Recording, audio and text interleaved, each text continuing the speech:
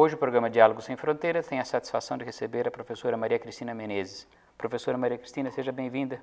Muito obrigada. A professora Maria Cristina Menezes é da Faculdade de Educação da Unicamp.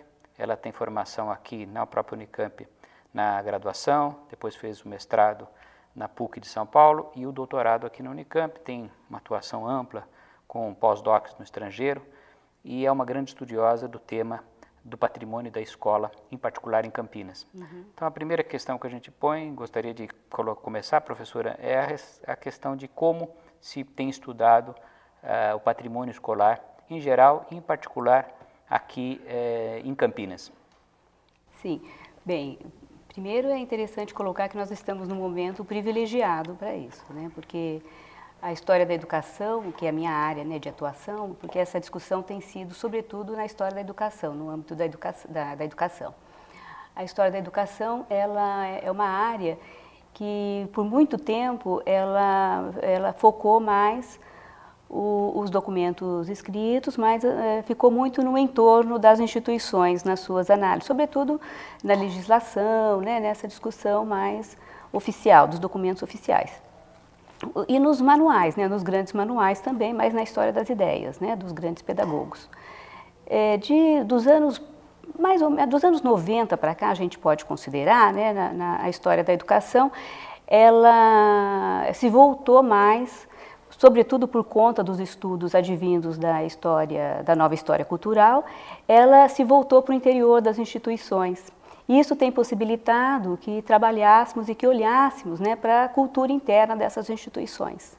Então, essa possibilidade nos levou a verificar e deter o olhar, né, sobre fontes que antes eram negligenciadas pela área, né, tal como advinda, sobretudo, desse patrimônio, né, que a gente considera esse patrimônio tanto material, né, como imaterial. No caso, o patrimônio material que nós estamos discutindo, tanto a gente está falando da arquitetura, né, mas também de toda uma massa documental, bibliográfica, mobiliário, né, e materiais de ensino, que até então pouco se olhava para eles e o destino da maioria deles era ser descartado.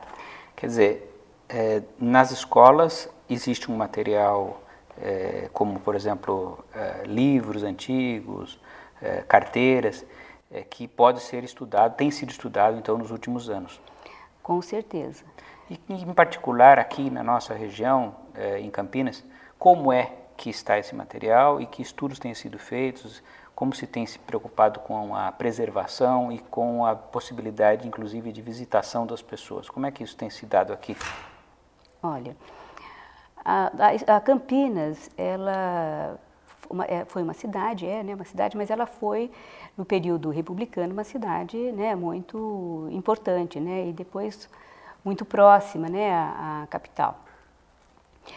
E, então, a gente percebe que as instituições, por exemplo, que foram fortes, né, no período, logo no início do período republicano, e muito representativas, né, desse período e que tiveram uma importância imensa, como escolas normais, os ginásios, os grupos escolares, a Campinas foi, assim, uma das cidades que recebeu muito cedo, muito precocemente essas instituições em relação às demais, várias outras cidades, né, do interior paulista.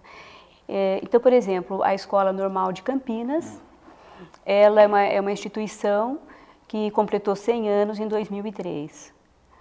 O antigo ginásio, que hoje é a Escola Estadual Culto à Ciência, né, que é conhecido como Colégio Culto à Ciência, em Campinas, já é uma instituição mais antiga, porque ela é uma instituição que remonta ao período republicano, porque ela se inicia em 1873 já, né, quer dizer, ela se inicia em 74, mas ela é de 1873, por ser uma escola articulada pela maçonaria.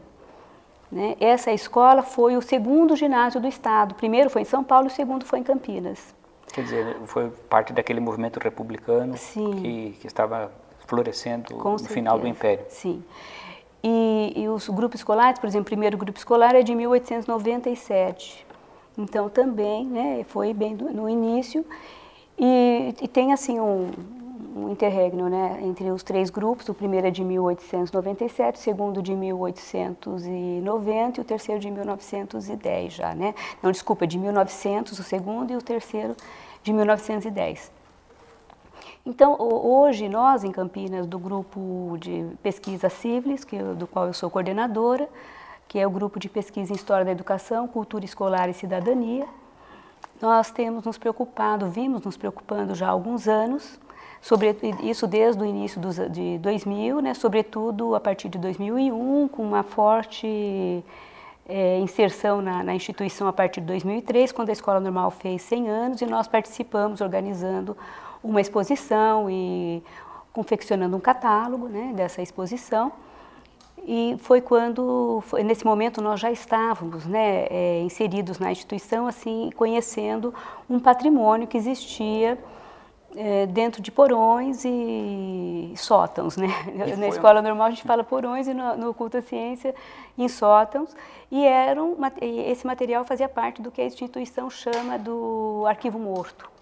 Isso, né? Esse material estava bem conservado ou vocês tiveram muito trabalho para recuperá-lo? Como é que foi?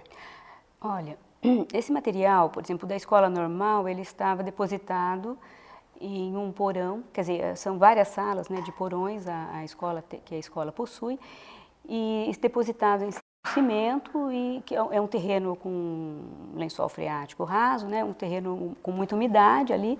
Então, realmente era um material que estava não só ao sabor da umidade, mas também de muitas pragas, né, cupins, brocas e outros, né, que realmente muita coisa já havia se perdido quando nós nos deparamos com esse material. No Culto à Ciência, o material estava num sótão, e quando eu falo material, estou falando dos documentos primeiro, né, da escrituração da escola. Estava num sótão, quer dizer, já não tinha esse problema da umidade, mas por outro lado o ressecamento, né, do suporte era muito forte. Mas por outro lado também havia material pedagógico, como no Culto à Ciência, há uma boa coleção de ciências naturais e também dos laboratórios de Química e Física, né, que são instrumentos científicos do final do 19, começo do 20. Isso estava mais ou menos bem preservado, esse material? Mais ou menos. Pode-se dizer que eles estavam depositados, né, num local assim que há muito tempo as pessoas não manuseavam, né, não se preocupavam. E, na verdade, o que a gente percebe é, por exemplo, as carteiras, né, o mobiliário antigo dessas escolas, que foram representativos de um período. Eles nos dão condições, inclusive, de perceber vestígios e nos dão pistas, né, das práticas pedagógicas daquele momento. A sua maioria são práticas culturais, que elas representam não só práticas pedagógicas, mas também práticas advindas de outras instituições, né, da sociedade, porque a escola, ela, na sua constituição, ela foi se apropriando, né, dessas práticas de outras. Era, digamos assim, as cadeiras para disciplinar a criança, que ela se acostumasse com um certo tipo de rotina de estudo. É nesse sentido que esse material escolar era feito? Ele enuncia muito desses movimentos pelos quais a escola passa. Por exemplo, para você ter uma ideia, a Escola Normal de Campinas, quando ela se inicia como escola complementar, e que era uma escola complementar, que era uma escola para complementar o ensino primário, naquele período.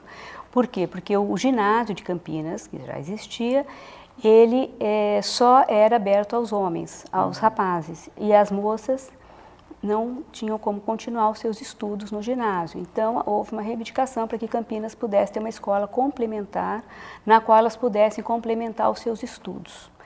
Então, essa foi a origem da escola normal? Essa foi a origem da escola normal. Não era, não tinha, naquele momento, não era para ser uma escola de formação de professores. Agora, o interessante é que quando ela se inicia, então ela vai ter alunos de 12 a 20 anos. Não tinha aquele prédio ainda que ela tem hoje. Essas instituições, muitas delas se iniciam em casarões, né, que estão alugados e que são adaptados. No caso da escola normal, era um casarão, um palacete, né, antigo de uma família, praticamente onde fica hoje o Magazine Luiza, ali na Rua 3 de Maio, mas não é também aquele prédio mais, né? Já foi demolido, hoje já é outro que se encontra naquele lugar. Mas essa escola, então, ela se inicia e para ela são enviadas 40 carteiras, que a gente chama de carteira Brasil, que eram aquelas carteiras bem pesadas, né, de ferro, carteiras que, sabe qual que é? Uma que ela, tanto a frente, ela já tem, né, a parte da frente, o banco, né, a parte de trás, quer dizer, já é onde o aluno vai usar como mesa, e o banco, e o aluno senta e fica imóvel, né, ali. Né? Muitos de nós, como o meu caso mesmo, usamos um tipo de carteira dessa, muitas décadas depois ainda eram usadas esse tipo de carteira bem e hoje nós não encontramos uma, sabia, para fazer um museu. A coisa mais difícil é encontrar esse mobiliário, né, hoje. Então, essas carteiras, elas foram solicitadas, né, quando solicitaram as carteiras, vieram essas carteiras. Só que essas carteiras, elas acabou tendo uma dificuldade para utilizá-las. Por quê? Porque se tinha alunos de 12 a 20 anos, para alguns alunos elas eram imensas, e para outros eles ficavam bem incomodados, né? Então, foi solicitado que se trocassem as carteiras. Essas carteiras, então, elas foram para um grupo escolar, me parece que em Ribeirão Preto, e foram solicitadas as carteiras higiênicas. Agora, o que é interessante? Que essas carteiras higiênicas, elas eram carteiras que elas tinham um dispositivo, né, nas suas laterais, e isso era possível, então, controlar um pouco o tamanho, adaptar às necessidades do aluno.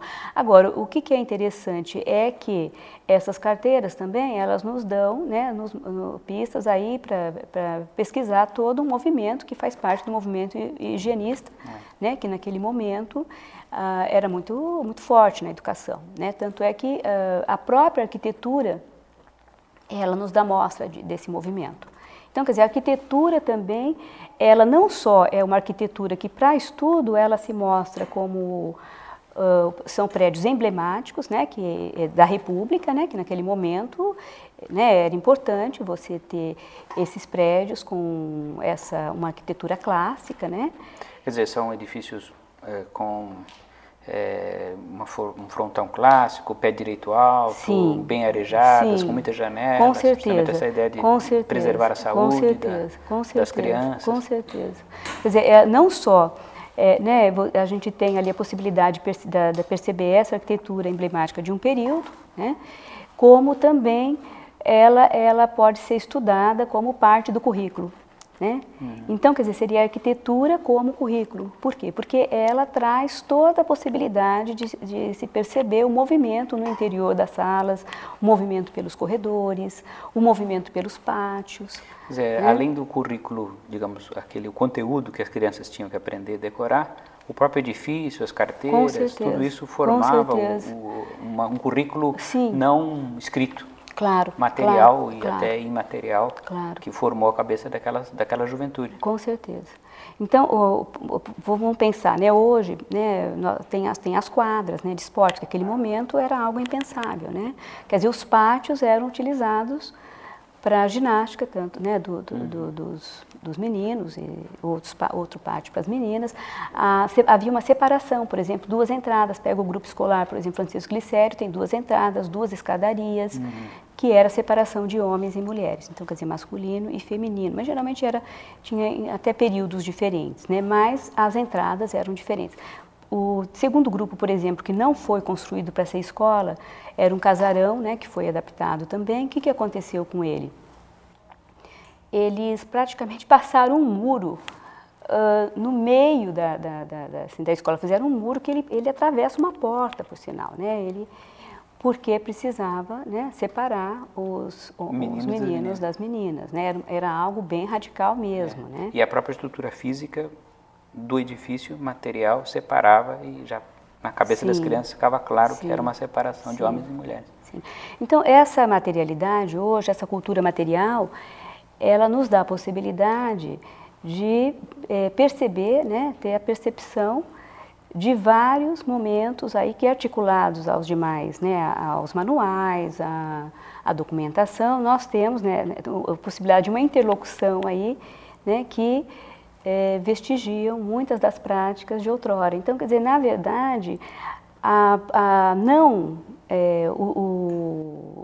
o fato de não olharmos, né, porque eu brinco e falo assim que não dá para a gente culpar as pessoas das escolas, né, quando vamos à escola, porque nós temos que nos culpar também, porque nós, os historiadores da educação, também não víamos esse material, também não víamos esses documentos, né, quantos trabalhos que já tiveram sobre, né, as escolas, sobre o movimento, outros movimentos, né, nessas instituições que não captaram, né, esse movimento dessas práticas internas, justamente porque não era naquele momento importante isso. Então foi preciso, hoje na história da educação, se diz que foi preciso ter uma virada epistemológica ocasionada, né, por essa mudança de enfoque aí na própria história da educação, a partir sobretudo dessa nova história cultural, que nos possibilitou, e muito advindo, por exemplo, dos estudos do Roger Chartier, depois Michel de Certeau, que muito nos possibilitaram, então, de